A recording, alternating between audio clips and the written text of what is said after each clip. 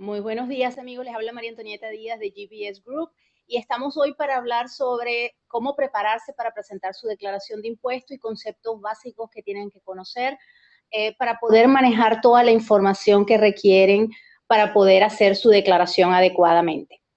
Así que en esta media hora, una hora, vamos a estar conversando sobre una serie de tópicos que tienen que ver con los ingresos, las deducciones, las formas que hay que presentar, los tiempos en que hay que presentarlos. Así que, bueno, prepárense para mucha información.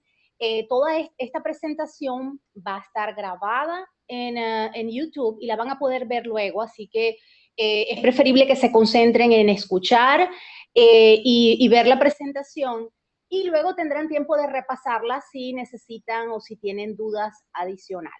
Y con mucho gusto, por supuesto, estamos aquí para servirlos, para profundizar en cualquier tema o tópico que requieran.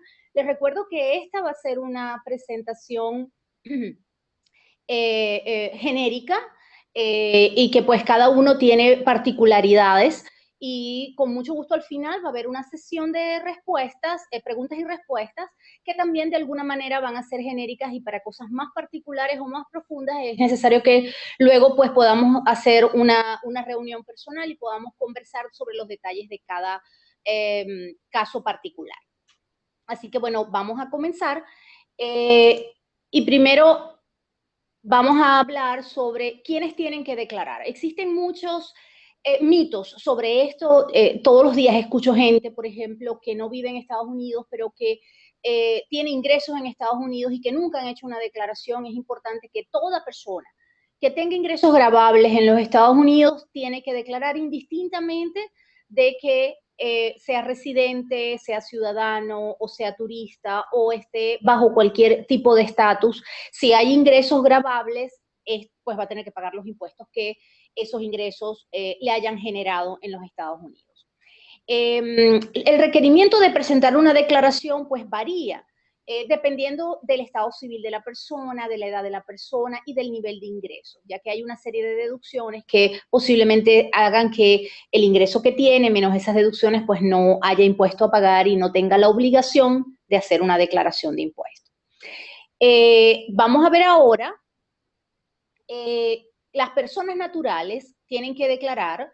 Estamos hablando ahorita de impuestos para personas naturales, no corporaciones, no empresas, sino personas a título personal tienen que hacer una declaración. Son individuos, personas físicas en general, y adicionalmente también tienen que presentar declaración, por ejemplo, cónyuges de sobrevivientes, si el cónyuge murió durante el año, también el que quedó tiene la responsabilidad o si está administrando lo que dejó alguien que falleció o representantes legales van a tener que hacer una declaración por esas personas. Entonces, la obligación no solo está en uno, sino también si uno es responsable de lo que dejó otra persona, también va a tener la obligación de hacer una declaración. Todos los ciudadanos de los Estados Unidos y residentes extranjeros que viven fuera de los Estados Unidos. Eso también es otro mito que constantemente escucho. Ana, es que como yo no vivo en los Estados Unidos, yo no tengo que declarar. Si yo tengo la ciudadanía americana o si yo soy residente americano y vivo en el extranjero, tengo que hacer una declaración de impuestos. Indistintamente de que no tenga ingresos en Estados Unidos, porque los ciudadanos y residentes tienen la obligación de declarar sus ingresos a nivel mundial. No tienen que ser ingresos en Estados Unidos, puede ser ingreso en cualquier parte del mundo y eso va a requerir que presenten una declaración en los Estados Unidos. Para eso van a tener algunas deducciones que van a poder hacer, en fin, hay una, cada país y dependiendo del tiempo que han estado afuera, van a poder tener unas exenciones de ciertos tipos de ingresos que se hayan ganado fuera de los Estados Unidos, pero no están exentos de presentar declaración y eso es muy importante. Nosotros tenemos muchos clientes que a lo mejor pues nacieron en Estados Unidos, pero se fueron a vivir en otro país y no han venido a los Estados Unidos. Eso no los exime de la obligación como ciudadanos americanos de presentar una declaración de impuestos y eso es bien importante tomarlo en cuenta. Las personas que trabajan por cuenta propia. también tienen responsabilidad de presentar una declaración de impuestos por esos ingresos que están teniendo. Mucha gente cree que si no recibe un sueldo y de ese sueldo no le dan un documento que es una W2 que diga que se ganó tanto, no tiene obligación de presentar. Pues resulta que no. Si yo estoy haciendo un negocio por cuenta propia, cuando hablo de un negocio por cuenta propia, estamos hablando de estoy vendiendo vitaminas o estoy haciendo servicios, prestando un servicio, estoy cortando grama, estoy haciendo cualquier tipo de servicio o vendiendo un producto, aunque lo esté haciendo a título personal, si eso me está generando un ingreso, yo tengo la obligación de declararlo. Entonces, todas las personas que trabajen por cuenta propia tienen también la responsabilidad de declarar sus ingresos y hacer una declaración de impuestos.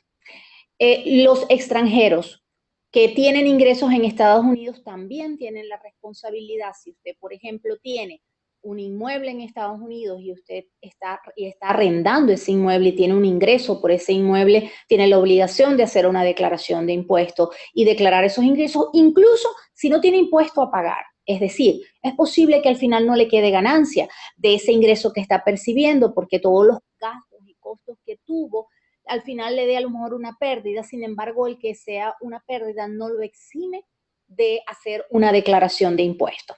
Estamos hablando de rentas, estamos hablando de ganancias que haya tenido por una compañía, dividendos y otros tipos de ingresos que pueden ser gravables en un momento dado, como la venta de un inmueble, por ejemplo. Las ganancias de capital que genera eso también pueden requerir la presentación de una declaración de impuestos. La diferencia es que si uno es extranjero, no es residente fiscal de los Estados Unidos, solamente va a tener que declarar los ingresos en Estados Unidos y no va a tener obligación de declarar ingresos a nivel mundial, como es el caso de los residentes y americanos, que sí tienen la obligación de declarar cualquier ingreso que se ganen en cualquier parte del mundo. Cuando hablamos de ciudadanos y residentes, estamos hablando de residentes fiscales. No quiero entrar en muchos detalles porque eso es un tema específico y hay otro webinar que tenemos sobre impuestos para no residentes y que pueden verlo en YouTube. Y hay más detalles sobre la residencia fiscal y cómo se obtiene la residencia fiscal. Pero un breve paréntesis para explicarles, cuando una persona viene a los Estados Unidos y pasa tiempo, presencia física en Estados Unidos, si pasa más de 183 días en un año, se convierte en residente fiscal de los Estados Unidos, indistintamente de que esté como turista. Entonces es muy importante que lleven control de los días que pasan dentro de los Estados Unidos, porque pueden estarse convirtiendo en residentes fiscales sin darse cuenta y estar adquiriendo una serie de responsabilidades y no estarlas cumpliendo adecuadamente.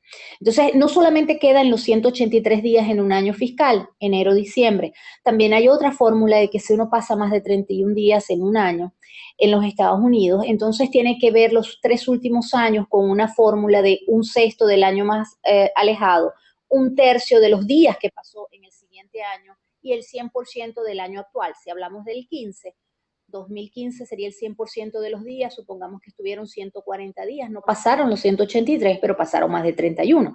Entonces van a tener que revisar 2014 y van a tener que revisar 2013 y ver la cantidad de días que estuvieron en cada uno y aplicar la fórmula de un tercio del 2014 y un sexto del 2015, es decir, un sexto de los días de permanencia física en el país.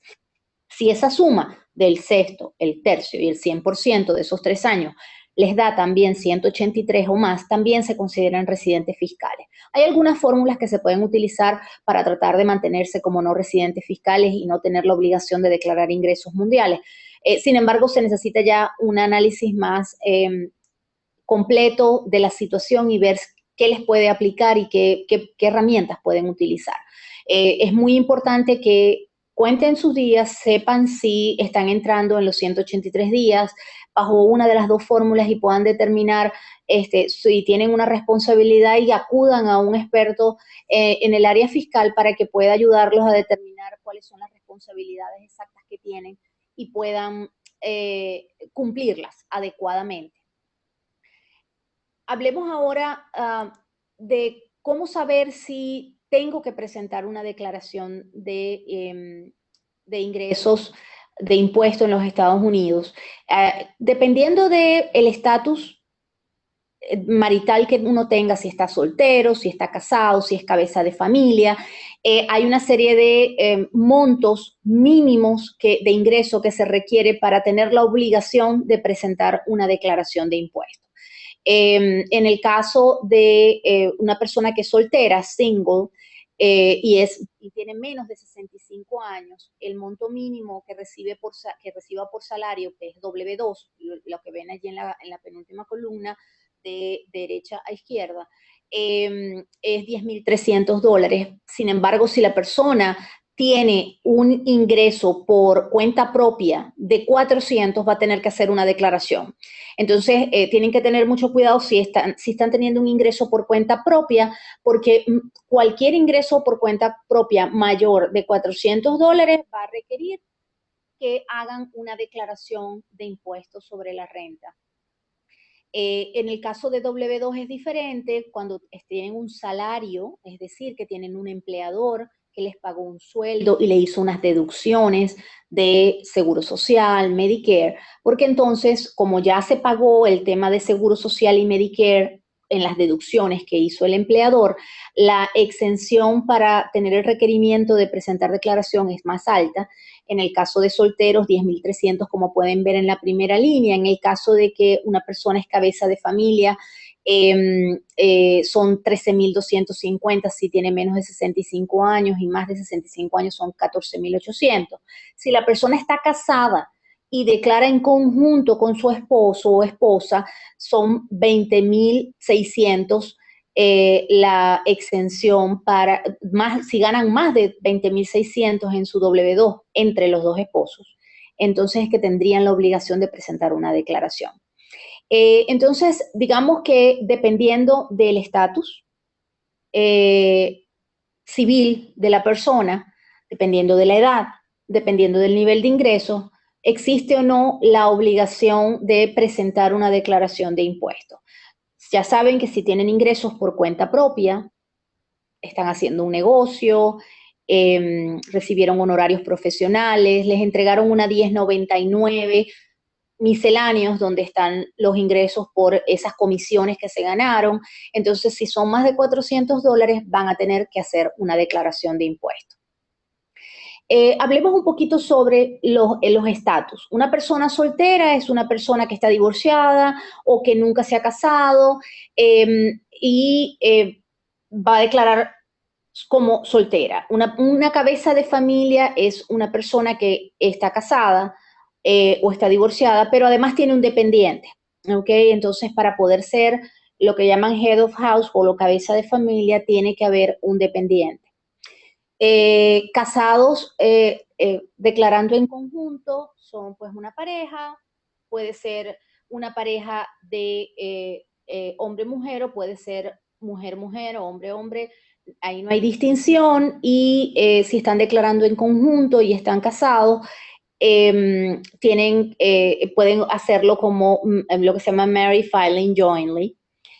Una pareja que está casada pero que desea hacer una declaración por separado, fíjense si ven en la línea de los casados declarando por separado, son $4,000 nada más. La exención es bastante más baja que los que declaran en conjunto.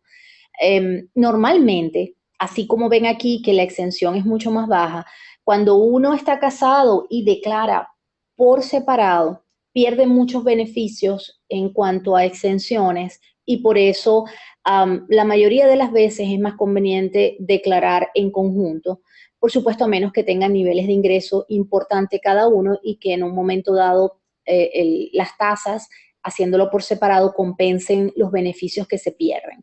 Mi recomendación siempre es que para decidir si a una pareja le conviene hacer una declaración en conjunto o por separado, deben solicitarle a su asesor de impuestos que les haga los dos escenarios, ¿no? La mayoría de los sistemas de impuestos permiten que uno pueda presentar los dos escenarios, haciendo la declaración en conjunto o haciendo la declaración por separado, y ver en cuál de las dos tienen un pago de impuesto más bajo. Y la última clasificación es una viuda, es decir, una persona que enviudó durante el año y tiene un dependiente y tiene pues otros niveles mínimos de requerimiento para declarar, que son, si es menos de 65 años, 16.600. Para decidir en cuál categoría están, les recomiendo que vayan y visiten el IRS. Hay un test que pueden conseguir en la página irs.gov, donde les hacen una serie de preguntas y en función de esas preguntas, el test les va a decir cuál es el estatus bajo el cual pueden declarar o deben declarar. Es una herramienta útil, muy sencilla de usar, gratis, que pueden revisarla y en un momento dado los va a ayudar a tomar la decisión. Y por supuesto, si tienen un asesor de impuestos, también el asesor puede guiarlos en las condiciones que necesitan para cumplir cualquiera y cuál de los estatus les conviene más en un momento dado porque les dé mayores beneficios o puedan tener una mejor, más oportunidades de descargar o tener créditos. Ok, aquí lo que les mencionaba: soltero, casado presentando una declaración en conjunto, casado que presenta una declaración por separado, cabeza de familia, y viudo o viuda que reúne los requisitos con un hijo o dependiente. Hablemos de las formas. Hay varias formas que uno puede presentar dependiendo de las características, del nivel de ingreso y de la cantidad de dependientes o deducciones que vaya a utilizar. En el caso de las declaraciones a título personal de impuestos sobre la renta, la forma es la 1040. Y hay varios tipos de forma 1040 que uno puede presentar. Luego les voy a mostrar una forma y les voy a explicar un poco sobre ella. Pero en general, para que puedan usar una 1040 EZ, perdón, EZ es digamos, una easy, una forma fácil de llenarla, es si tienes un ingreso menor a $100,000 y no tienes dependientes. O sea, que una persona, para poder usar una 1040 EZ, tiene que tener ingresos menores a $100,000 y no tener dependientes. Si tiene dependientes, entonces, y no va a detallar deducciones, puede usar una 1040A siempre y cuando tenga ingresos menores de $100,000.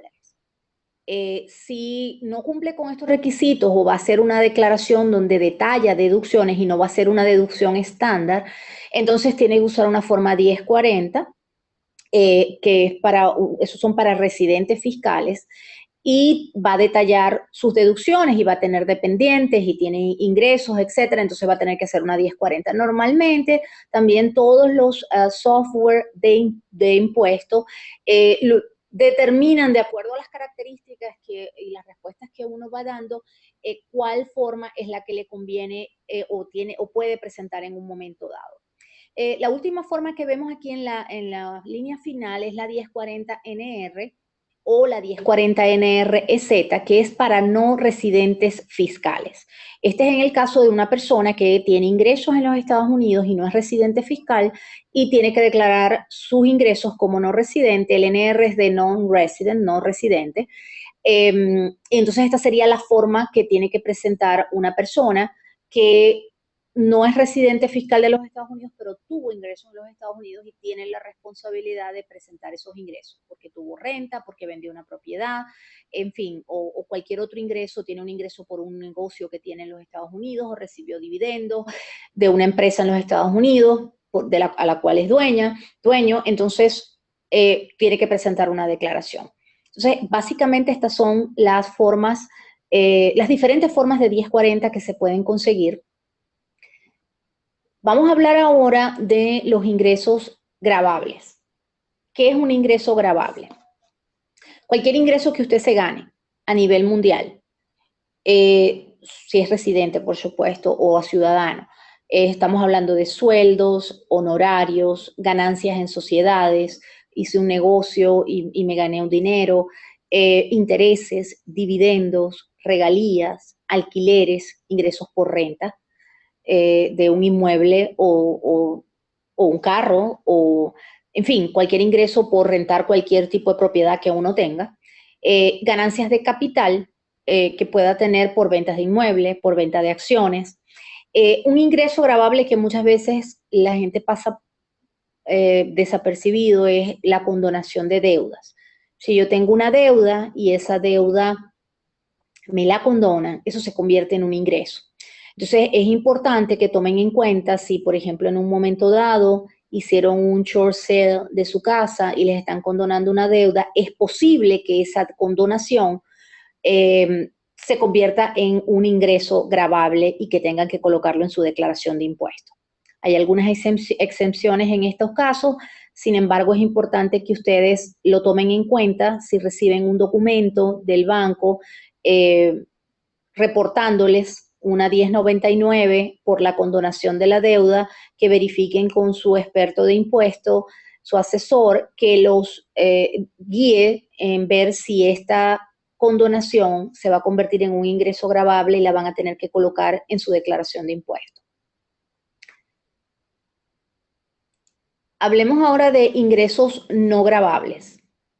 Regalos. Si yo recibo un regalo, el tema con regalos es que las leyes que rigen regalos no son las mismas del impuesto sobre la renta. Cuando estábamos hablando de los ingresos gravables, estamos hablando de una regulación que tiene que ver con impuestos sobre los ingresos ganados. ¿Qué sucede? Que cuando yo tengo un regalo, no es un ingreso que yo me gané, es algo que simplemente una persona decidió dármelo. Y en el caso de regalos, las regulaciones tienen que ver con otras leyes que no es impuesto sobre la renta, no se considera una renta ganada. Es algo fortuito, digamos, que recibí el regalo, igual que el tema de una herencia. Entonces, cuando hablamos de regalos y hablamos de herencias, a quien graban es a quien da el regalo y a quien da la herencia, o sea, la persona que falleció, que dejó una herencia.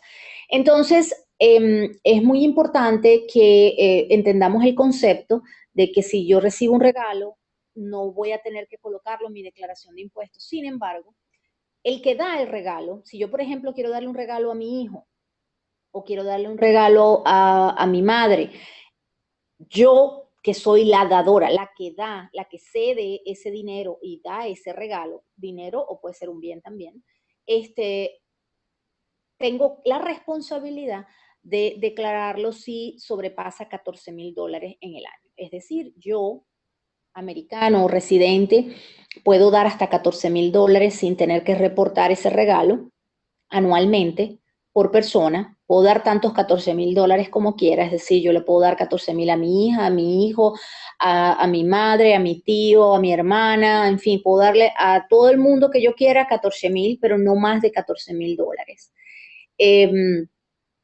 Sin tener que declararlo. Si doy un regalo mayor, voy a tener la responsabilidad de hacer una declaración sobre esos regalos y va a afectar mi exención de por vida de regalos, que actualmente está en $5,450,000. Los beneficios por discapacidad no son gravables. Esto es Workers' Compensation. Beneficios de muerte que dan algunas empresas cuando una persona muere y da algún bono por la muerte de la persona. Algunos intereses de bonos municipales también están exentos, la mayoría de ellos.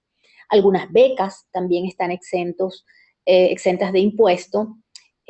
Normalmente cuando están exentos, ustedes van a tener algún documento que los ayude a determinar si está exento o no. Es decir, si es una beca, normalmente pues les van a dar un documento que dice que está exento.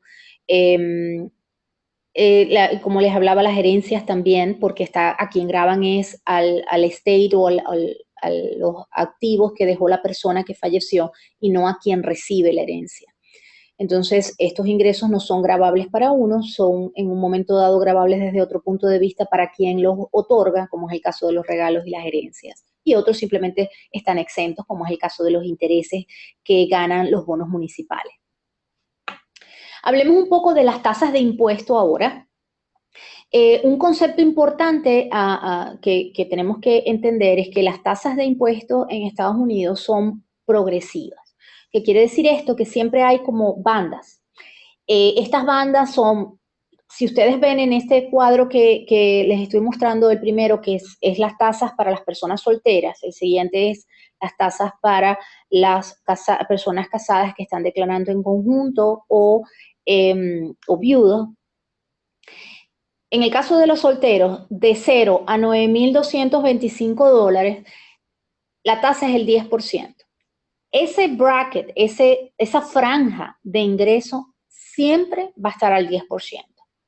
Quiere decir que uno siempre tiene una combinación de tasas. Los primeros $9,225 en el caso de un soltero va a ser pechado con el 10%.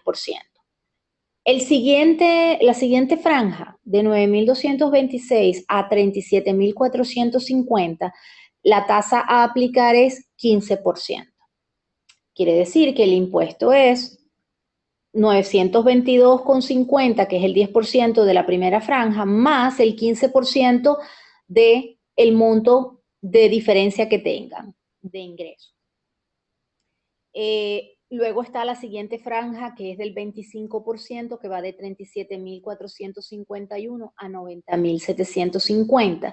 Luego al 28%, luego al 33%, luego al 35%, y la tasa máxima, que es el 39,6%. De nuevo les repito, es bien importante porque mucha gente me dice, ¿qué tasa me toca? Lo que pasa es que siempre te va a tocar una combinación de tasas, porque siempre la primera franja de 9,200 si eres soltero, o de 18,450 si eres casado declarando en conjunto o viudo, va a ser al 10%.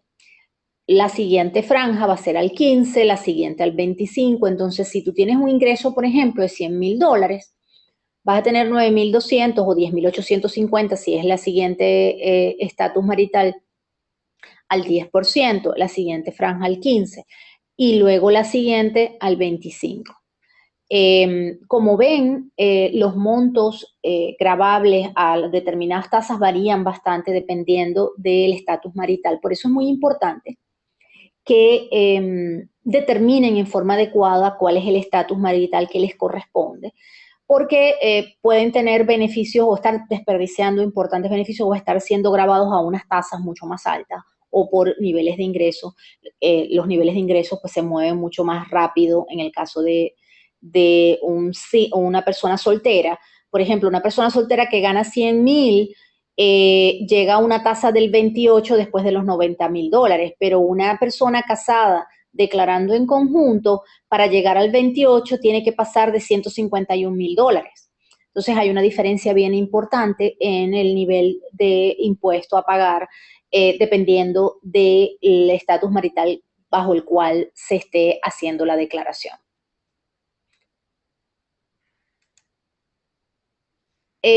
Hablemos ahora de las exenciones. La exención personal o deducción estándar. La exención personal es de $4,000 por cada persona, incluyendo la persona que está haciendo la declaración. Si es soltero, pues solamente él, pero si tiene dependientes, van a ser $4,000 por cada dependiente, incluyendo esposa o esposo. Y va a estar exento, va a tener una deducción por cada uno de los miembros de la familia. Luego está la deducción estándar, que es adicional. Está la exención personal y luego está la deducción estándar. La deducción estándar varía también dependiendo del estatus marital. Si la persona es soltera, pues son 6,300 la deducción estándar. Si la persona está declarando en conjunto, casada, declarando en conjunto, son 12,600. Si la persona está declarando, si está casada y está declarando por separado, es 6,300 como si fuera soltera. Por eso les digo que siempre pues se pierden una serie de beneficios cuando estás casado, estás declarando por separado. Cuando eres cabeza de familia, la deducción es 9,250 y cuando eres viudo, 12,600. Uno puede decidir si hacer o utilizar la deducción estándar, que es esta que están viendo aquí, o hacer una deducción detallada. La decisión tiene que ver con cuál es mayor. Todos los software de impuestos simplemente pues van a pedirle toda la información de sus deducciones y si la detallada es mayor, van a tomar la detallada, y si la estándar es mayor, pues van a tomar la estándar. Ahora vamos a ver las deducciones detalladas, cosa de que puedan tener una idea de cuáles son esas deducciones. La forma que están viendo en pantalla se llama Schedule A, el Schedule A, de la forma 1040, se llama Itemized Deductions o deducciones detalladas. Esas deducciones detalladas, ¿cuáles son? La primera, gastos médicos y dentales. Todos los gastos médicos, primas de seguro de salud que ustedes paguen, gastos por lentes, dentistas, lentes de contacto, medicinas con récipe, consultas médicas, todas estas cosas son deducciones que ustedes pueden utilizar para colocarlas en forma detallada.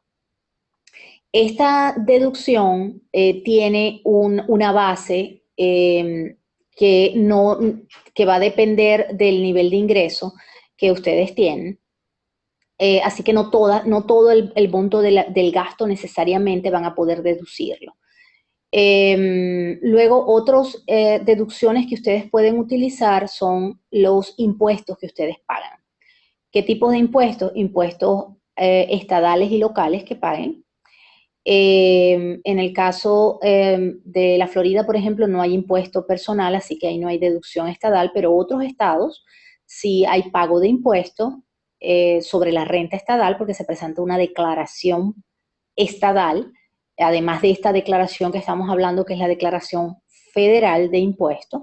Entonces, cada uno, dependiendo del estado donde está viviendo, tiene que verificar si hay un impuesto sobre la renta estadal para personas naturales. La mayoría de los estados lo tienen. Florida es de los pocos que no tiene impuestos personales a nivel estadal. Pero si pagan impuesto estadal, van a poder deducirlo a nivel federal el impuesto que hayan pagado. Adicionalmente, está el impuesto a las ventas que paguen. Normalmente los software de impuestos hacen una declaración estimada de acuerdo al nivel de ingreso de la persona. Si ustedes tienen además pagos de impuestos que hayan hecho por cosas grandes que hayan comprado, por ejemplo, compré un vehículo en el año y pagaron impuestos a las ventas por ese vehículo, y eso es un monto importante, indistintamente de que lo estén financiando, ustedes pueden deducir ese impuesto de su declaración de personal federal de impuestos. Otros impuestos que pueden deducir es impuestos sobre los inmuebles que tengan su vivienda principal, el real estate tax que hayan pagado también es deducible, otros taxes a la propiedad personal que hayan pagado. Ahora hablemos de los intereses. Los intereses de una hipoteca de su vivienda principal pueden deducirlos. Normalmente van a recibir del banco donde tienen la hipoteca un documento que se llama 1098 y en ese documento va a estar el monto de los intereses que ustedes han pagado. Es importante que tomen en cuenta que no es el monto de lo que pagan de la hipoteca, es solo los intereses. El monto que están abonando a capital no lo pueden deducir, solo los intereses que paguen. Los puntos que también hayan pagado en un momento dado en un cierre, van a poder deducirlos. El mortgage insurance, o sea, seguro de la hipoteca que tengan, los premiums que paguen también son deducibles. Y otros intereses por inversiones que tengan también podrían ser deducibles. Les recomiendo que en estos casos busquen asesoría para determinar exactamente qué cosas pueden deducir y cuáles no. Regalos o donaciones, contribuciones que hagan a la iglesia, a non-profits, a organizaciones sin fines de lucro, también pueden deducirlas, bien sea en cash o bien sea en especies. Si donan ropa, muebles, vehículos, etcétera, van a poder también deducirlo como una deducción detallada. Si tuvieron pérdidas porque hubo un incendio o los robaron, etcétera, también hay una deducción que pueden utilizar para eso. Si tienen gastos en su trabajo que no han sido compensados por el empleador, también tienen la posibilidad de deducirlos. Hay otros gastos que pueden deducir, es el gasto que tengan por la preparación de impuestos. Si ustedes le pagan a un preparador de impuestos, van a poder deducir ese gasto de estas deducciones detalladas. Y otros gastos que puedan tener por inversiones, por ejemplo, que tengan una caja de seguridad o que tengan comisiones que les hayan cobrado por inversiones que tengan, también son deducibles con una base del 2% de sus ingresos o de lo que llaman el Adjusted Gross Income, que luego más adelante le voy a explicar lo que es el AGI, el Adjusted Gross Income. Ahora cuando veamos la 1040 voy a explicarles algunos conceptos sobre eso. Y otras deducciones misceláneas que también podrían deducir. En esta forma, este Schedule A, normalmente lo que se hace es que cuando van a preparar su declaración, tienen que tener toda la información a la mano de todas estas cosas que están viendo aquí para que puedan tener los números que se van a utilizar y puedan facilitar la preparación de la declaración de impuestos. La idea de este seminario no es que tengan que sean expertos para preparar una declaración, es que tengan idea de las cosas que tienen que tomar en cuenta, los documentos que tienen que guardar. Lo ideal es que agarren un folder, una carpetita y vayan guardando toda la documentación que reciban de los diferentes ingresos que tienen. Si recibieron una W2 de su empleador, si recibieron una 1099 por comisiones o honorarios que se ganaron, si recibieron una K1 de una LLC, la cual son dueños, en fin, todos los documentos que les hayan producido, que le estén documentando ingresos o que le estén documentando deducciones que puedan tomar. Ustedes deben irlos guardando organizadamente, cosa de que el momento que se vayan a sentar a preparar su declaración de impuestos puedan tener todo a la mano y no se les queden cosas por fuera.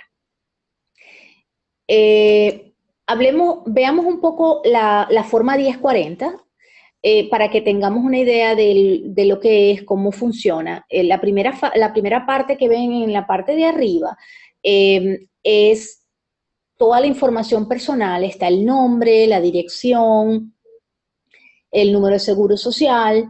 Luego, en la segunda franja van a ver el estatus marital, si está soltero, casado, declarando en conjunto. Allí tienen que marcar para escoger el estatus, de acuerdo a lo que ya vimos.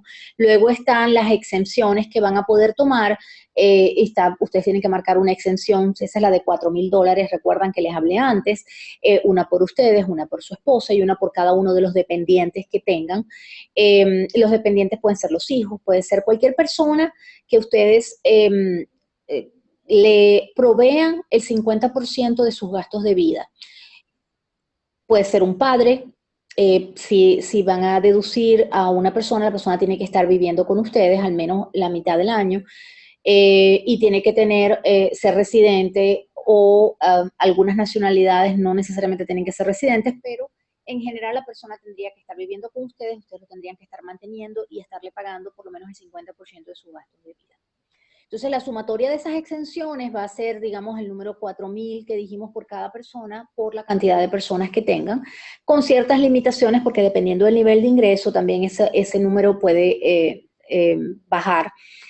Los sistemas normalmente hacen todos estos cálculos en forma automática. Lo ideal es siempre usar un software, un programa que pueda hacerle los cálculos, que los va a ayudar muchísimo para evitar errores y para tomar en cuenta todas las herramientas, porque el proceso de hacer una declaración de impuestos es bastante complejo, son muchas variables que tienen que tomar en cuenta. Entonces, lo mejor es no tratar de hacerlo de forma manual, porque es bien complicado, y utilizar un software. Actualmente hay programas online gratuitos, el IRS con ciertas limitaciones, tiene para ciertos niveles de ingreso, pueden utilizar el software gratuito que está en la página del IRS. Y además tiene programas de voluntarios, un programa que se llama Vita con B pequeña, y este programa de voluntarios puede ayudarlos a hacer sus declaraciones de impuestos siempre y cuando sus ingresos no sobrepasen 50 y tantos mil dólares al año. Les recomiendo que busquen Vita con B pequeña. Si entran en Google y ponen programa Vita, van a conseguir gente que como voluntarios, está en diferentes lugares, seguramente van a conseguir uno cercano a donde ustedes viven, y los pueden ayudar a preparar su declaración de impuestos totalmente gratuito. Para situaciones más complejas les recomiendo que tienen que ir o compran un software y lo hacen ustedes, que es bastante temerario, o pues contratan a un especialista de impuestos. Asegúrense de que dependiendo de su situación particular, si usted tiene ingresos en el extranjero, si usted quiere aplicar a un tratado de impuestos, todas esas cosas son bastante especializadas. No todos los contadores o asesores de impuestos tienen herramientas para manejar esas situaciones y pueden estar dejando o pasando por alto obligaciones que pueden tener por desconocimiento. Así que les recomiendo que verifiquen la experiencia de la persona que los va a ayudar y que esa experiencia se adapte a las necesidades de ustedes. Hablemos de la otra franja, hablamos de la franja inicial donde están toda la información personal, nombre, dirección, Social Security. Luego está el estatus marital, si es soltero, casado, etcétera, y luego están las exenciones con los dependientes. Luego la siguiente franja que ven es la franja de los ingresos. Allí, cuando tienes una W2, tienes que anexarla a la declaración. Hay ciertos documentos que hay que anexarlos si se envía en papel, o de la otra manera es hacerlo electrónico. Realmente ahorita el IRS tiene un programa bien agresivo para tratar de que todo el mundo haga electrónica su declaración. Eso no solo agiliza el proceso, el procesamiento, sino que también agiliza cualquier devolución que les vayan a dar, así que es bien importante que traten de usar el e-file y hacerlo electrónico. Aquí hay un detalle de los diferentes ingresos. Está salarios que normalmente vienen reportados en una W2, intereses gravables, esos son intereses bancarios, intereses de cualquier cuenta que tengan en el banco, o intereses que les estén pagando por cualquier préstamo en un momento dado que ustedes hayan otorgado. Hay otra línea de ingresos exentos que también hay que colocarlos allí, aunque no se vayan a sumar a los ingresos. Dividendos, si ustedes tienen una corporación y esa corporación les está pagando un dividendo, hay que colocarlo allí. O si tienen acciones en la bolsa y esa acción está pagando un dividendo, van a tener que colocarlo allí. Alimony recibida, esos son pagos que se acuerdan en un divorcio, donde cuando hay un divorcio se le paga a la otra persona un monto mensual para sus gastos de vida, y eso es gravable. Entonces, los ingresos que reciba la persona que está recibiendo el alimony tiene que colocarlo en su declaración de impuestos. Ingresos por negocios. Se declaran en un Schedule C. El Schedule C es donde vamos a poner todos los ingresos en caso de que tengan un negocio por cuenta propia, bien sea honorarios, bien sea que tengo un negocio de cualquier tipo, porque puedo estar haciendo a título personal cualquier negocio de cualquier tipo. Vendo productos, presto servicios, cualquier exporto, en fin, lo que sea que haga. Si lo estoy haciendo por cuenta propia, es decir, no tengo una compañía que creé para hacer ese negocio, sino que lo estoy haciendo a título personal, tengo que colocarlo en ese Schedule C. Luego lo vamos a ver un poco más en detalle. Ganancias de capital o pérdidas de capital, eso es en el caso de que vendan acciones, en que vendan un negocio o vendan una propiedad. Van a haber ganancias de capital, que son ganancias que se generan por activos que uno tiene en un momento dado y los vende.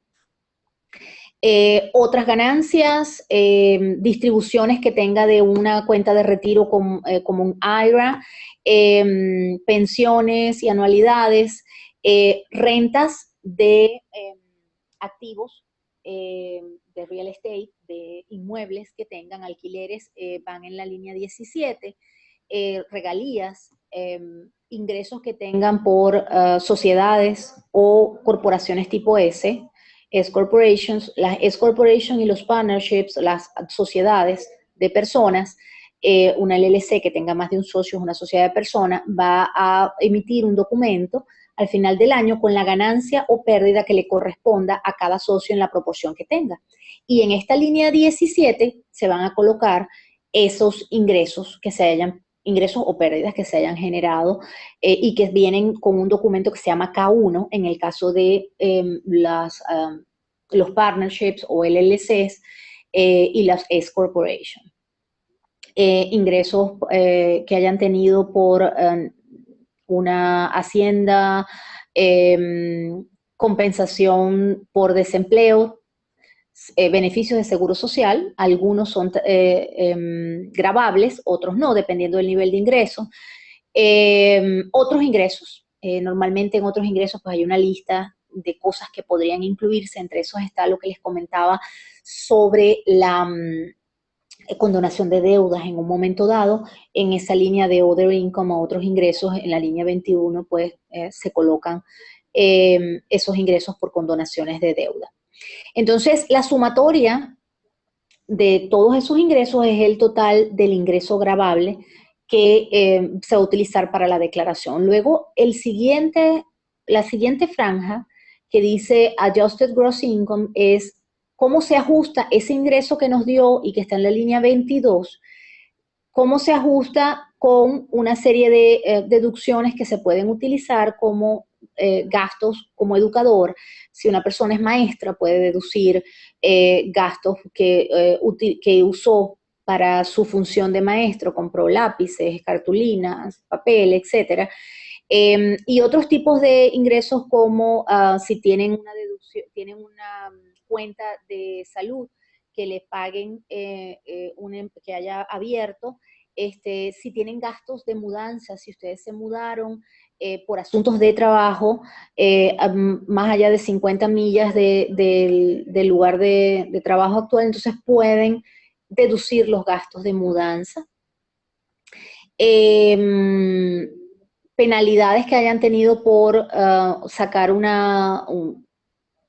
un depósito que tengan a plazo, también es deducible.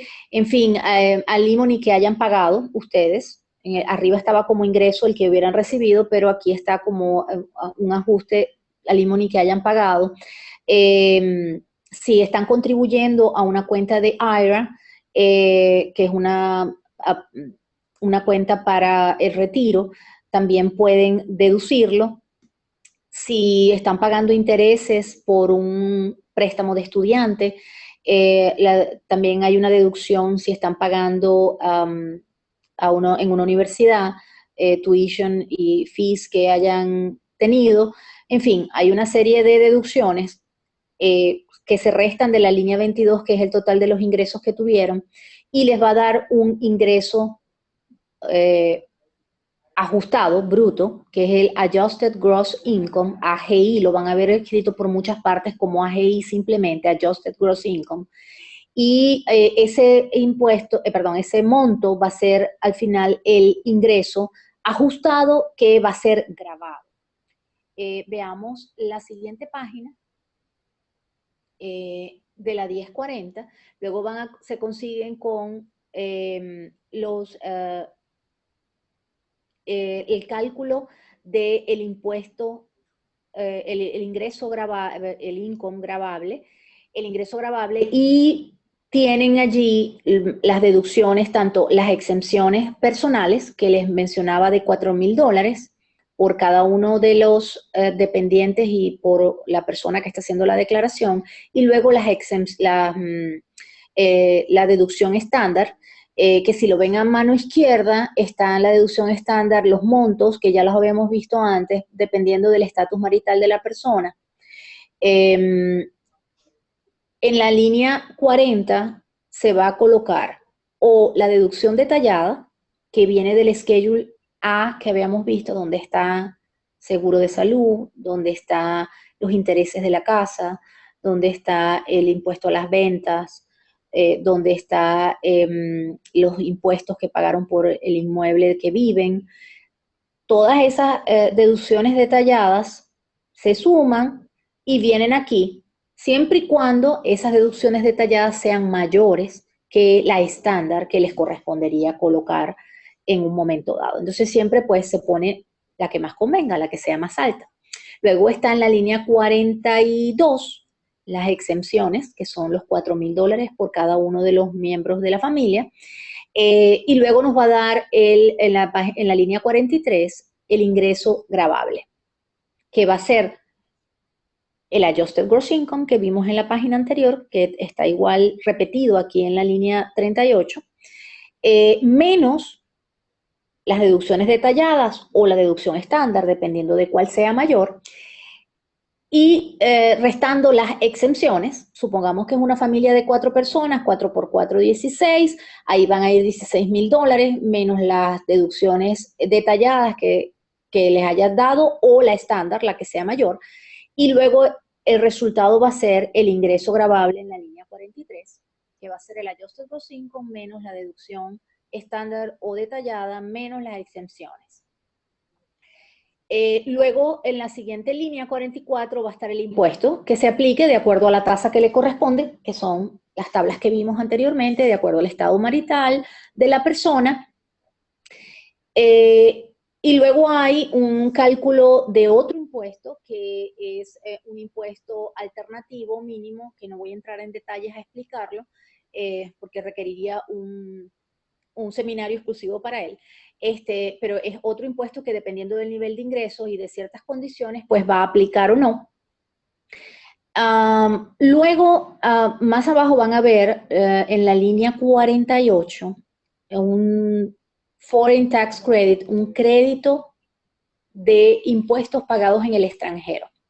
Quiero detenerme aquí un momento para explicarles que si ustedes reciben ingresos, son residentes americanos o ciudadanos o residentes fiscales y van a declarar sus ingresos a nivel mundial, no quiere decir que ustedes van a pagar doble impuesto, no quiere decir que van a pagar impuestos en el país donde se ganaron el dinero y además van a pagar aquí. El sistema de Estados Unidos permite que si uno pagó impuestos en el extranjero, uno haga una deducción por los impuestos pagados en el extranjero y le va a dar un crédito por esos impuestos. Entonces, ese Foreign Tax Credit es un crédito por los impuestos pagados fuera de los Estados Unidos. Ejemplo, yo yo fui a trabajar afuera, me asignó mi compañía y me fui a Brasil a trabajar. Y en Brasil me gané un salario. Entonces, ese salario pagó un impuesto, yo presenté una declaración en Brasil y pagué, vamos a suponer, una tasa del 30% en Brasil. Yo luego tengo la obligación, si soy residente americano o ciudadano, de declarar mis ingresos a nivel mundial. ¿Qué quiere decir eso? Que yo voy a poner en mi 1040 mi ingreso de salario que me gané en Brasil. ¿Okay? Me gané $100,000 en Brasil, supongamos. Y pagué el 30%, quiere decir que pagué $30,000 en Brasil de impuestos. Impuestos sobre la renta, sobre ese ingreso que me gané. Entonces, yo puedo, en esta línea 48, Foreign Tax Credit, colocar el impuesto que pagué en ese país y, por supuesto, tengo que poner en la línea de los salarios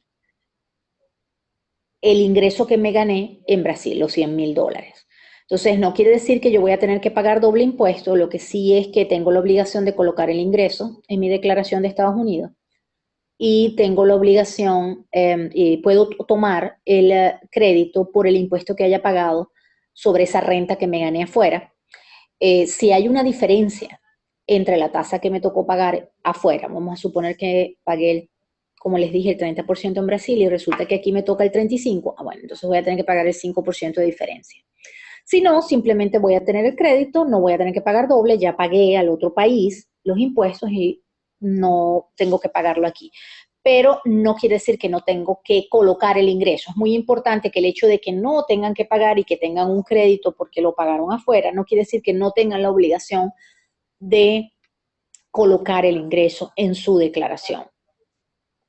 Quiero detenerme un momento con el tema foráneo, porque, bueno, muchos de nuestros clientes tienen ingresos en el extranjero y es bien importante que además de los ingresos, si uno es residente fiscal de los Estados Unidos, además de los ingresos en el extranjero, que uno tiene que declararlos porque tiene la obligación de declarar sus ingresos a nivel mundial, también hay otra serie de responsabilidades que tiene por esos ingresos en el extranjero. Luego vamos a hacer un webinar específico de eso, porque es todo un tema y hay una serie de formularios adicionales que hay que llenar. Si uno tiene cuentas bancarias en el extranjero, uno tiene que decir las cuentas bancarias que tiene.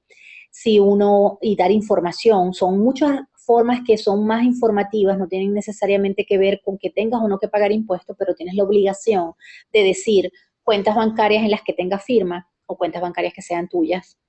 Porque incluso puede ser una cuenta bancaria que no es tuya, es de una empresa, pero tienes firma autorizada. Como americano residente tienes la obligación de decir todas esas cuentas y de reportarlas en los Estados Unidos. Si eres accionista de una compañía extranjera, también tienes que reportarla, dependiendo del nivel de participación que tengas en esa compañía, vas a tener que reportar más o menos información. Así que es bien importante que cualquier persona que tenga ingresos, residente o americano, que tenga ingresos foráneos y que tenga que hacer declaraciones de esos ingresos o de activos que tenga fuera de los Estados Unidos, como acciones en compañía o como cuentas bancarias, se asesore adecuadamente con una persona que tenga experiencia manejando ese tipo de situaciones porque son bien específicas y requieren experticia y conocimiento de los formularios que se requieren y de las responsabilidades, porque además las multas son bien importantes. Sigamos entonces con los créditos. Hay otros tipos de créditos. Hay créditos por educación. Si está usted estudiando en la universidad o tiene un hijo dependiente suyo que estudia en la universidad, hay un crédito o hay varios créditos que pueden tomar dependiendo del tipo de educación que esté recibiendo. Si está en un nivel de bachelor en los primeros 4 años, hay el American Opportunity Credit, que es hasta $2.500 de crédito y hasta $1.000 reembolsables. Así que es interesante pues que uno esté pendiente de eso y que cuando reciba de la universidad el documento que dice cuánto se pagó por la matrícula, que es normalmente una forma que se llama 1098T de tuition, utilice y la guarde en la carpetita que les había hablado, porque les va a permitir tomar ese crédito por educación, que les va a rebajar, por supuesto, el impuesto sobre la renta que les toca pagar, porque todos estos créditos que ustedes están viendo aquí a partir de la línea 48 van a restar del impuesto que les toca pagar. ¿Okay? Igual hay un crédito por los hijos. Hasta los 17 años uno puede ponerlos como un crédito. Hay un crédito de $1.000 por cada hijo. Hay una porción de ese crédito que puede ser incluso reembolsable. Los créditos que ven en esa franja que estamos hablando desde la línea 48 hasta la 56 van a restarse del impuesto a pagar. Y luego vamos a ver en la siguiente franja, donde dice Other Taxes, que es otros impuestos. Ahí hay otros impuestos que se pagan. El más común es el Self-Employment Tax. El Self-Employment Tax es impuesto por trabajo por cuenta propia. Cuando uno tiene un ingreso de un negocio por cuenta propia, o gana honorarios o gana comisiones, o es miembro de una LLC, en una sociedad de personas, y es activo en esa sociedad de personas, los ingresos que tenga por ese concepto va a tener que pagar Seguro Social y Medicare. Y eso es un 15.3% la sumatoria de los dos.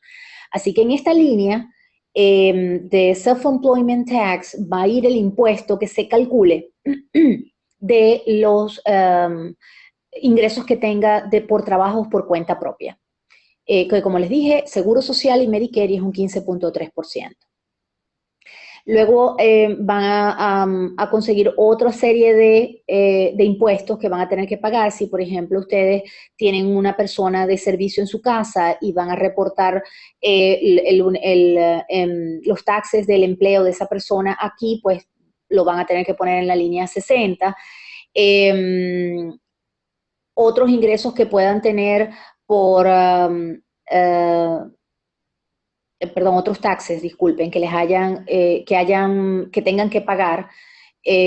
No voy a entrar en mayores detalles porque hay unos que son bien específicos y que va a depender de situaciones bien particulares. El más común en esta franja es el Self-Employment Tax, que le va a corresponder a la mayoría que tenga ingresos por cuenta propia. Y que vamos a ver luego el Schedule C, el Schedule C, donde se reportan los trabajos o negocios que hago por cuenta propia, y que el número que nos dé en esa forma es el que va a servir de base para el cálculo del Self-Employment Tax de ese 15.3% que les mencionaba.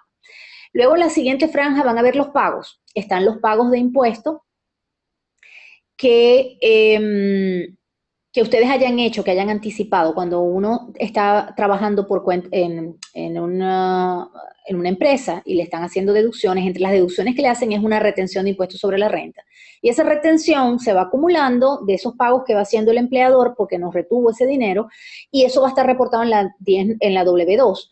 Y luego ese dinero que hemos ido adelantando o cualquier anticipo de impuesto que hayamos hecho, que hayamos pagado, va a ir aquí en nuestra declaración. Adicionalmente, perdón, hay algunos créditos que son reembolsables, como les hablaba del American Opportunity Credit, y entonces si les corresponde, porque tienen un hijo en la universidad, están tomando ese crédito, entonces van a tener allí esos créditos que son reembolsables y se van a considerar como un pago, y por eso están en esa franja de pago. ¿Qué quiere decir esto? Que ustedes tienen el impuesto a pagar, van a tener los créditos que van a deducirse de ese impuesto a pagar, luego les va a dar un total, y ese total le van a sumar los otros impuestos que les corresponde pagar, como el Self-Employment Tax, y luego le van a restar cualquier anticipo que ustedes hayan hecho o cualquier crédito que sea reembolsable, para finalmente determinar cuál es el impuesto a pagar que les corresponde. ¿Okay? Ahora vamos a ver la forma, el Schedule C, que les decía que es cuando uno trabaja por cuenta propia o tiene un negocio por cuenta propia. En esta es un reporte donde se va a decir los ingresos que tuvo. En la parte 1 están todos los ingresos, bien sea que fueron honorarios o que compré una mercancía y la vendí, cualquier tipo de ingresos que tenga. Luego están los gastos.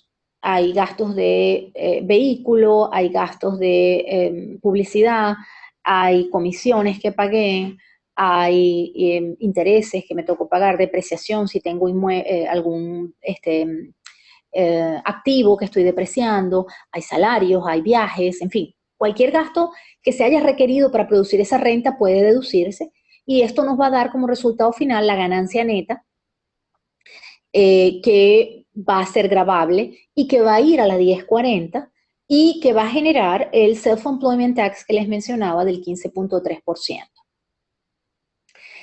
Otras consideraciones importantes, les mencioné anteriormente, la presentación electrónica es importante que la utilicen, es gratuita hasta ciertos montos, el e-file es más seguro, es más rápido, así que lo mejor es utilizar la presentación electrónica. Si usted cambia de dirección, tiene que notificarlo al IRS, hay un formulario, ahí está el 8822 para cambio de dirección. Cuando usted haga su declaración es importante que utilice el depósito directo, va a ser mucho más rápido. Utilice una cuenta bancaria para que el reembolso le llegue directamente a la cuenta y pueda recibirlo más rápidamente. También puede pagar sus impuestos por internet o por teléfono. Si después que hizo su cálculo todavía le quedó impuesto a pagar, no le van a dar una devolución, usted puede hacerlo electrónicamente también y es mucho más rápido y más seguro. También puede pagar a plazos, eso es importante. Supongamos que le da a pagar una cantidad de dinero que usted no tiene capacidad para pagarlo. Usted puede solicitar un plan de pago para pagarlo por partes. Esos pagos los puede hacer luego electrónicamente de acuerdo al que haya llegado. Si va a pagar mensual, cuánto va a pagar mensual. Recuerde que cuando le dan un plan de pago siempre se van a seguir acumulando intereses y multas dependiendo de los cálculos que esté haciendo. El hecho que haya hecho un acuerdo no para el que se sigan acumulando intereses porque tiene aún la deuda. Otras consideraciones importantes, si usted prestó servicios en una zona de combate, va a tener algunos beneficios con un tiempo adicional para presentar su declaración de impuestos. De igual manera, esto sucede si usted está viviendo en el extranjero, tiene 2 meses más para presentar la declaración. No vence al mismo tiempo que vence al resto de los contribuyentes. Hay un número de identificación que uno puede utilizar para hacer declaración si no tiene la posibilidad de tener un seguro social. Si usted tiene un niño en adopción y el niño no puede obtener, usted no puede obtener un número de seguro social para el niño, puede optar por lo que se llama un ATIN, que es un número de identificación para este niño adoptado. Hablemos de la prórroga. Si no tengo tiempo porque me faltan todavía documentos o no tuve tiempo de completar cualquier cosa para hacer mi declaración a tiempo, en este año la declaración, la fecha final para presentar la declaración es abril 18 del 2016 para presentar la declaración de impuestos de el cierre fiscal del 31 de diciembre del 2015. Uno puede pedir una prórroga automática de 6 meses. Para eso tiene que llenar un formulario y ese formulario tiene que presentarse a más tardar la fecha de vencimiento de la declaración. Es decir, que el 18 de abril es el momento máximo en el que pueden presentar una petición de prórroga automática de 6 meses para presentar su declaración. Un punto importante. La prórroga que les dan es una prórroga para presentar la declaración. No hay prórroga para el pago de impuestos. ¿Qué quiere decir esto? Que si yo no pago el impuesto para el 18 de abril, voy a tener intereses, voy a tener multas por el pago extemporáneo. Una cosa es, hay también una multa por la presentación extemporánea si uno no pide la extensión.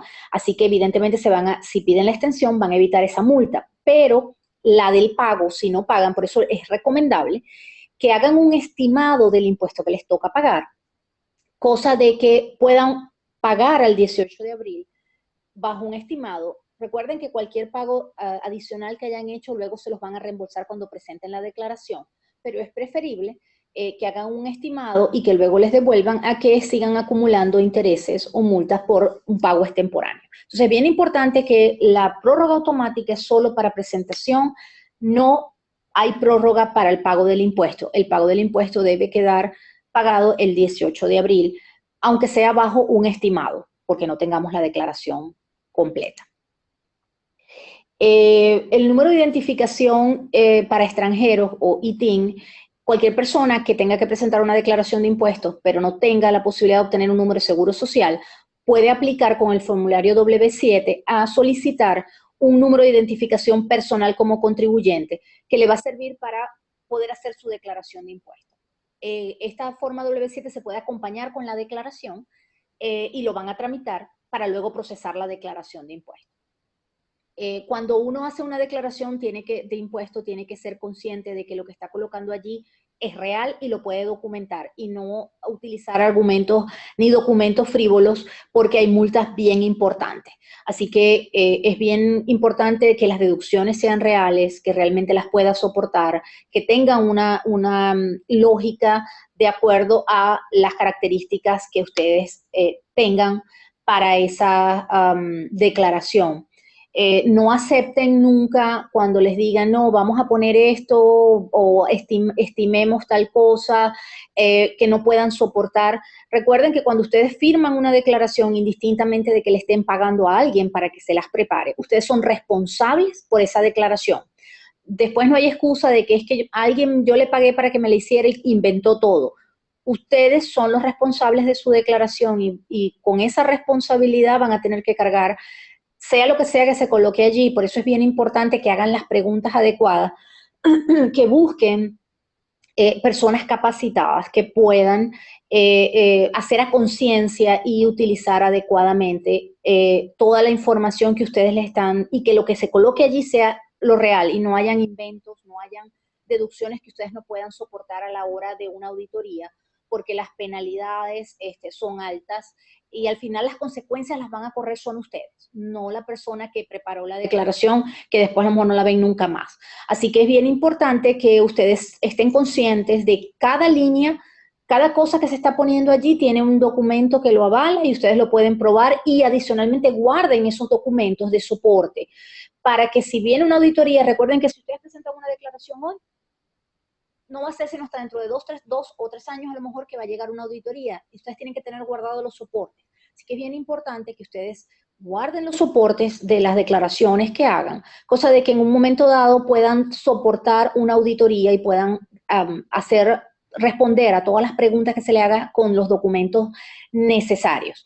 Si ustedes se dan cuenta de que cometieron un error en una declaración, ustedes pueden hacer una enmienda. Una enmienda pueden hacerla en cualquier momento, siempre y cuando el momento sea el que se den cuenta del error. Sea un error porque se calcula, dejaron de incluir un ingreso, dejaron de incluir un dependiente o dejaron de incluir un gasto o una deducción. Cualquier error que ustedes consigan en la declaración, ustedes pueden enmendarla y presentar una enmienda a esa declaración. Si les van a dar un reembolso adicional por esa enmienda, solo lo pueden hacer antes de 3 años de haber presentado esa declaración.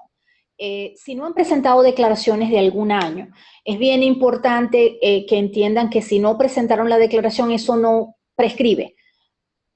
Ustedes tienen que haber presentado una declaración para que entonces hayan ciertos tiempos para que prescriba, pero si no la han presentado, nunca va a prescribir, así que tienen que ponerse al día con cualquier declaración de años anteriores que no hayan presentado.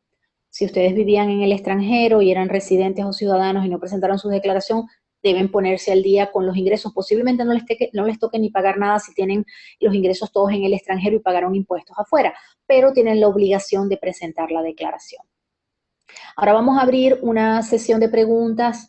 Si tienen alguna duda, pregunta, inquietud, con mucho gusto vamos a responderla ahora. Pueden entrar por el chat y escribirla y vamos a leerlas y a responderlas. Tenemos una pregunta de José. Una persona que está recibiendo pagos por el concepto de honorarios, pero esa persona no es residente legal. ¿Cómo Perdón, no te escucho, dame un segundo. Aló. Ajá, dime. Una persona que está recibiendo pagos por conceptos de honorarios, pero esa persona no es residente legal. ¿Cómo declara estos ingresos si vive en USA? Tiene que hacer una declaración de esos honorarios. Si está viviendo en los Estados Unidos, no importa que no sea residente legal, no importa el estatus. Si ustedes viven en los Estados Unidos y ustedes tienen ingresos en los Estados Unidos, tienen que declarar esos ingresos. La forma es, tendrían que hacer una 1040. Si no tienen un número de seguro social, van a tener que hacer un ITIN, un número de identificación, y llenar una W7 y enviarla con la declaración para que les asignen el número de identificación y puedan declarar esos honorarios. Es importante, hay que tener cuidado con un concepto. Yo puedo estar recibiendo un ingreso, un dinero en los Estados Unidos, en una cuenta bancaria que yo tengo en los Estados Unidos.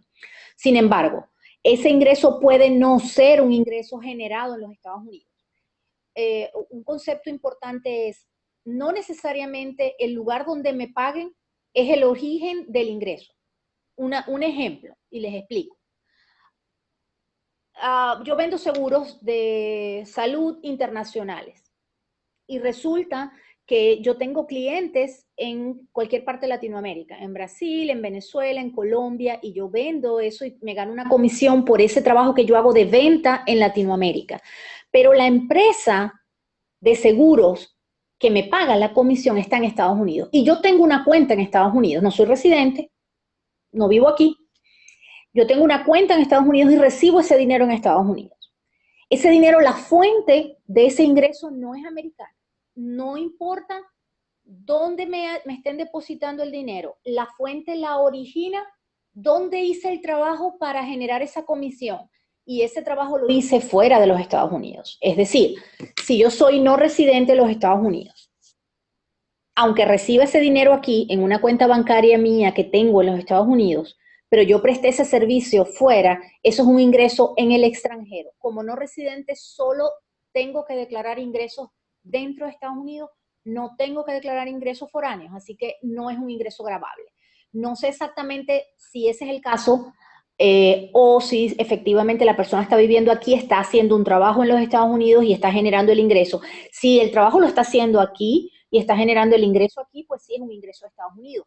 Pero si yo estoy haciendo un trabajo fuera, ya como por ejemplo vendiendo una póliza de seguro o haciendo mercadeo de algún producto fuera de Estados Unidos, indistintamente que tenga una cuenta bancaria aquí, me lo paguen aquí, la empresa que me lo está pagando está en los Estados Unidos, eso no determina que el ingreso es generado en los Estados Unidos. Y ese es un concepto bien importante que hay que manejar y entender.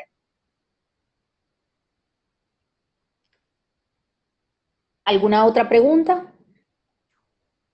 Tenemos una pregunta que se escapa un poco del alcance de este webinar porque es sobre una compañía, pero me parece fácil de responder. Miembros de una LLC, una persona natural y la otra una compañía extranjera que tuvo ganancias, ¿de qué forma debe declarar los ingresos de esa compañía?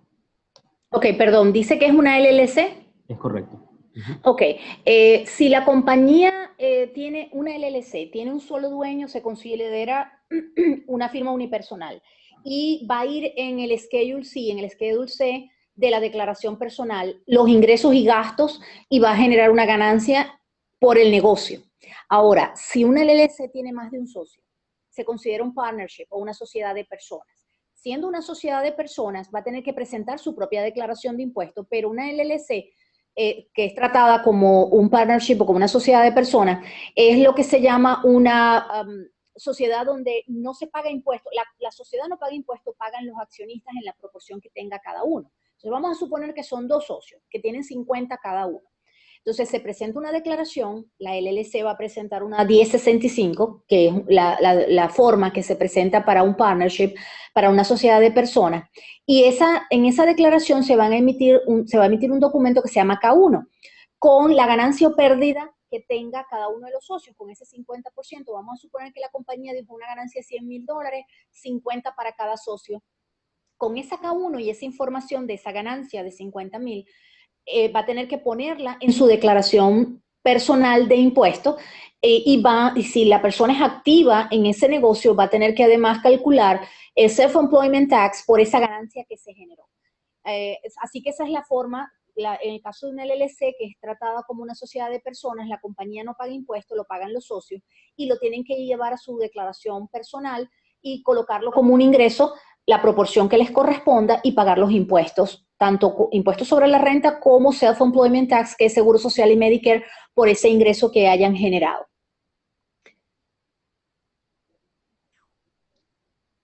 Honorarios por servicios profesionales que se hagan a título personal y que sean recibidos por medios tales como PayPal deben ser declarados. Por otro lado, los ingresos por venta de artículos en eBay o Amazon deben ser declarados. Ok, indistintamente de por qué vía reciban el ingreso, incluso el ingreso lo pueden recibir en el extranjero, no importa. Siempre tienen la obligación de declarar cualquier ingreso que tengan. En el caso, por ejemplo, sea a título personal, honorarios profesionales o por venta de productos, lo paguen por PayPal, se los paguen, o sea que vendieron un artículo en eBay o en Amazon, todo lo tienen que declarar. De hecho, PayPal debería enviarles un documento, pero si no se los envía, de igual manera tienen la obligación de declarar los ingresos que tuvieron menos los gastos o costos que hayan generado. Vamos a suponer que es un producto. Yo compré un producto en $10 y lo vendí en eBay en 12 o en Amazon. Esa ganancia, yo tengo que decir, y voy a tener que ponerlo en un Schedule C, si lo estoy haciendo a título personal, voy a decirme, tuve una venta de 12 menos 10 que me costó, menos cualquier otro gasto que se haya generado para producir esa renta, porque tuve que hacer publicidad, porque tuve que pagar una mensualidad de Amazon o lo que sea que tuvieron que haber pagado, entonces va a dar al final una ganancia o pérdida y esa hay que ponerlo en la declaración, en la 1040. La respuesta es sí, tienen que declarar cualquier ingreso que tengan por la vía que venga, PayPal, eBay, Amazon o lo que sea. ¿Alguna otra pregunta? Sí, preguntan aquí, vivo en los Estados Unidos, tengo ya más de 183 días acá. estoy en visa E2, mi esposa no trabaja, ella tiene que hacer una declaración. Si están casados y van a declarar en conjunto y como residentes, eh, tienen que hacer, ella se pondría como dependiente, no tiene que tener ingresos para estar incluida en la declaración. Ahora bien, si va a declarar como no residente, porque les mencionaba que con 183 días efectivamente se consideran residentes fiscales, sin embargo, dependiendo de la nacionalidad de la persona, puede ser que tenga posibilidades de mantenerse como no residente usando un tratado que tenga el país de origen o de residencia. Algunos países como México, como Venezuela, como España, tienen tratados de impuesto con Estados Unidos y tienen provisiones que permiten que una persona se considere no residente fiscal a pesar de haber pasado 183 días de presencia física en Estados Unidos. Así que les recomiendo que investiguen o que pidan asesoría, con mucho gusto pues se las podemos dar para ver si les aplica el poder seguir siendo no residente y no tener la obligación de hacer una declaración de sus ingresos mundiales y declarar solo sus ingresos en Estados Unidos. En el caso de que vayan a hacer una declaración como no residente, no pueden hacer declaración en conjunto, así que tendrían que hacerla por separado los esposos. Cada uno tendría que presentar la declaración. A veces hay necesidad de presentar declaración aún no teniendo ingreso. En el caso de la esposa, que a pesar de que no tiene ningún ingreso, puede ser que si se tiene que acoger a un tratado, tenga que presentar una declaración, aunque sea en cero, para hacer la escogencia del tratado. Entonces, cada caso es diferente, hay que analizarlos por separado y analizar todas las características para poder determinar si debe o no, o tiene o no. Incluso puede ser que usted tuvo un nivel de ingresos de las tablas que vimos al principio, donde no tiene obligación de presentar una declaración, pero resulta que le hicieron una retención de impuestos. Entonces vamos a suponer que el nivel de ingreso que tuvo es menor, pero le retuvieron una cierta cantidad de dinero. Usted quiere recuperar ese dinero porque no le tocaba pagarlo, se lo retuvieron. Usted va a tener que presentar una declaración, aunque le toque pagar cero, pero para lograr tener una devolución de impuesto, del impuesto que usted anticipó, pero que no le tocó pagar. Entonces, hay muchas razones que a veces nos toca hacer una declaración, aunque no nos toque pagar impuestos o aunque incluso no tengamos ingresos. Entonces, les recomiendo pues que busquen asesoría calificada para que puedan determinar todos los beneficios, si realmente les corresponde o no, o si les conviene o no, o si para obtener utilizar alguna herramienta tienen que presentarla aunque sea en cero.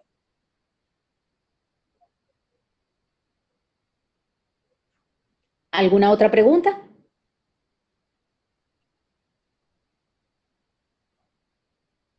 Jorge. Parece que por los momentos no hay más preguntas. Eh,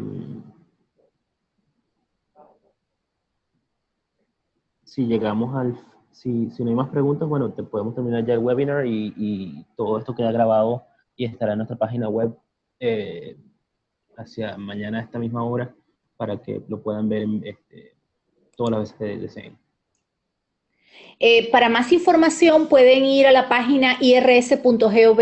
Ahí hay información en español también que ustedes pueden acceder. Hay cursos, hay explicaciones, hay tests que los ayudan a seleccionar el estatus marital, en fin, que les da información y los va a ayudar a entender mucho más y con mucha información bien completa. Les recomiendo que la visiten. Adicionalmente, pues como les mencionamos, esta presentación va a estar disponible en los próximos días en YouTube y lo pueden buscar en gbsgroup.net, en nuestra página web. Allí van a tener información y con mucho gusto, si necesitan asesoría especial para su caso, estamos a su orden para ayudarlos a poder obtener los mayores beneficios cuando presentan una declaración de impuestos sobre la renta. Les agradecemos por habernos acompañado el día de hoy. Muchísimas gracias por estar con nosotros. Aquí tienen unos pensamientos de cierre, que siempre es interesante. Si usted cree que tener la educación es costoso, imagínense la ignorancia. Y recuerden que planificar siempre es vital si ustedes quieren lograr el éxito. Así que prepárense con tiempo. Parece que faltará mucho para el 18 de abril, pero no falta tanto. Les recomiendo que se pongan a trabajar en esto y no esperen a última hora, porque siempre terminar corriendo implica no utilizar los beneficios en forma completa. Así que organícense, documentense, aprendan todo lo necesario. Y muchísimas gracias por participar.